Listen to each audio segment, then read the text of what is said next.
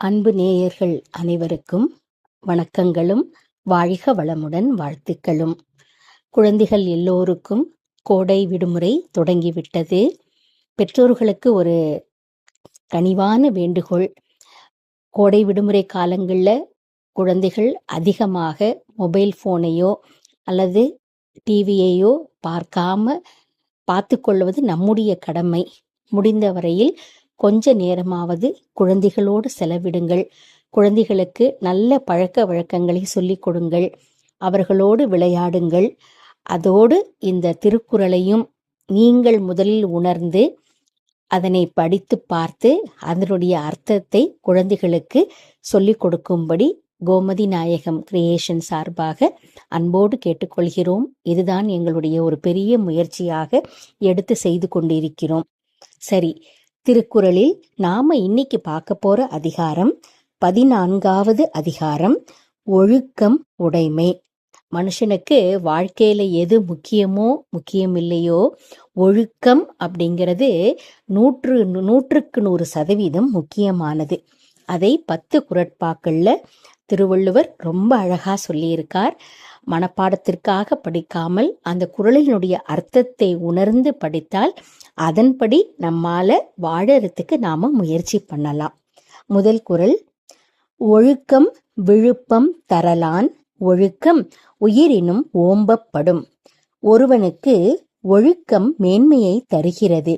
எனவே ஒழுக்கம் உயிரை விட சிறந்ததாகும். பரிந்தோம்பி காக்க ஒழுக்கம் தெரிந்தோம்பி தேரினும் அஃதே துணை. வருந்தியாயினும் ஒழுக்கத்தை போற்றி காக்க வேண்டும். எப்படி ஆராய்ந்தாலும் அவ்வொழுக்கமே உயிருக்கு துணையாய் நிற்கும். ஒழுக்கம் உடைமை குடிமை. இழுக்கம் இழிந்த பிறப்பாய் விடும்.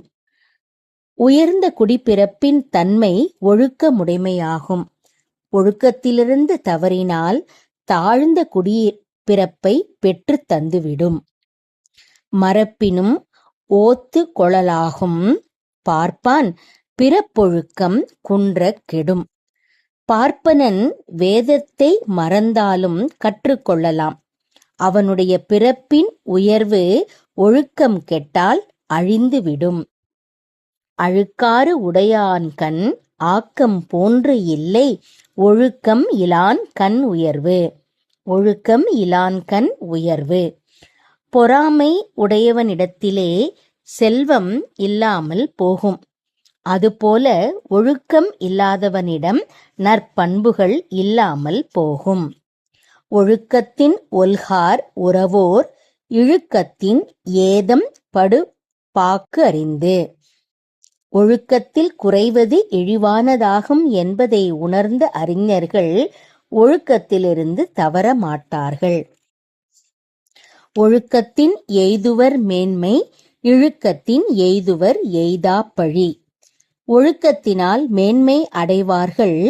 ஒழுக்கமின்மையால் அடைய முடியாத பழியை அடைவார்கள். நன்றிக்கு வித்தாகும் நல்லொழுக்கம் தீயொழுக்கம் என்றும் இடும்பை தரும். நல்லொழுக்கம் நன்மைக்கு விதையாகும்.